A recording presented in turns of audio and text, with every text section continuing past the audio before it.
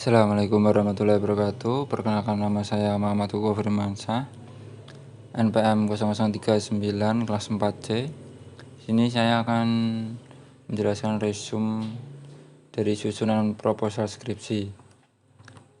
Untuk bagian awal, pertama ada cover. Dalam cover ada judul skripsi, logo UNP, identitas penulis, dan tahun pengajuan yang ditulis.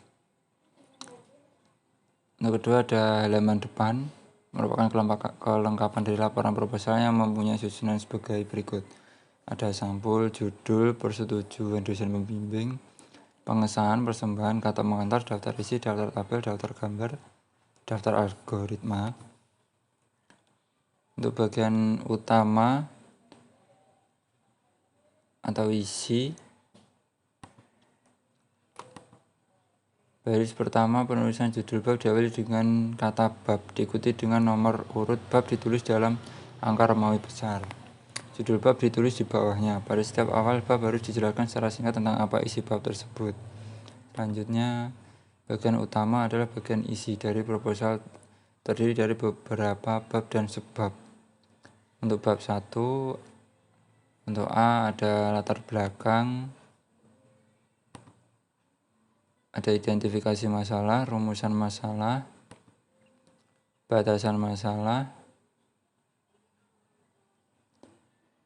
Untuk butir-butir batasan masalah atau ruang lingkup yang ditulis harus memuat berisi poin-poin pokok pembahasan, hal-hal apa yang akan dibahas dalam penelitian, dan seterusnya.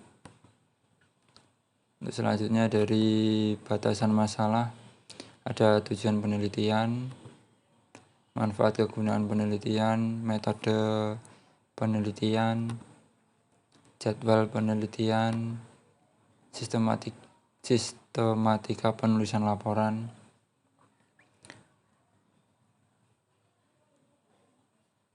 Untuk kategori skripsi dengan tema AI mempunyai susunan bab sebagai berikut.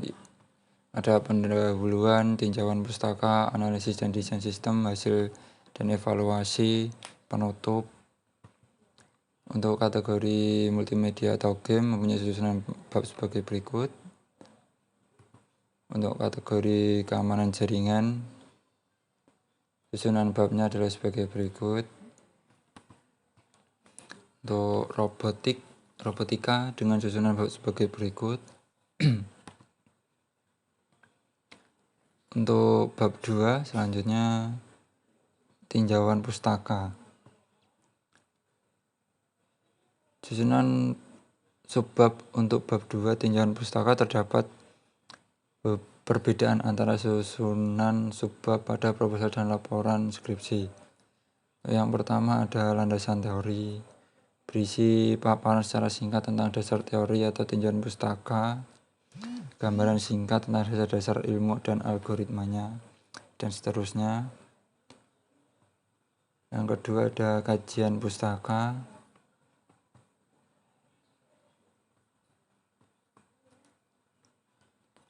selanjutnya ada desain sistem perancangan. Dalam desain sistem perancangan ada kebutuhan data, desain sistem arsitektur, desain database, dan desain menu aplikasi. Desain sistem untuk game multimedia dan game aplikasi. Untuk yang pertama, game multimedia.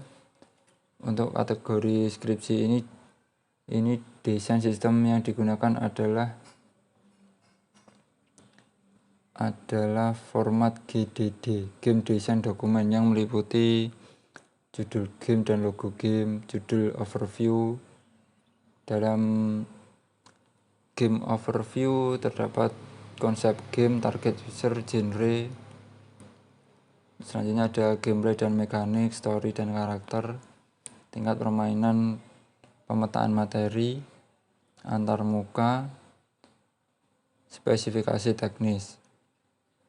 Untuk bagian game aplikasi ada judul dan logo game, game overview, konsep game, target user, genre, 3 ada gameplay dan mekanik. 4 story karakter. 5 tingkat permainan pemetaan materi. 6 antar muka. 7 AI artificial intelligence. 6 spesifikasi teknis. Selanjutnya untuk kategori jaringan dan keamanan jaringan ada analisa situasi sistem lama,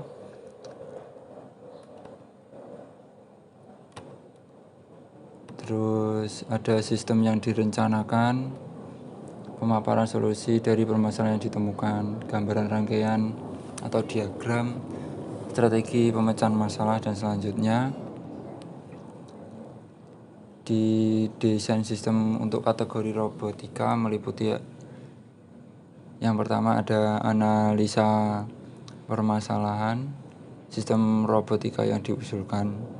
Dalam sistem robotika yang diusulkan ada perancangan perangkat keras, perancangan perangkat lunak, ada low, high, algoritma, dan diagram alir. Selanjutnya sistem pengujian yang direncanakan. Untuk bab akhir atau bab 3 meliputi penutup.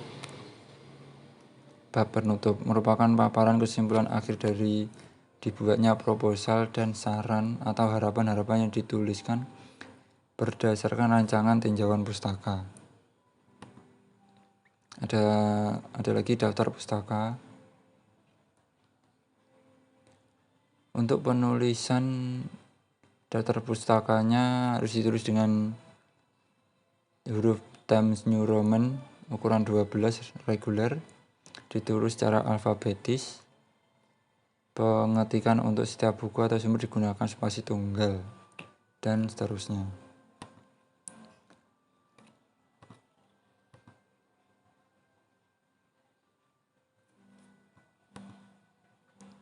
Untuk rujukan dari buku, penulisannya adalah sebagai berikut.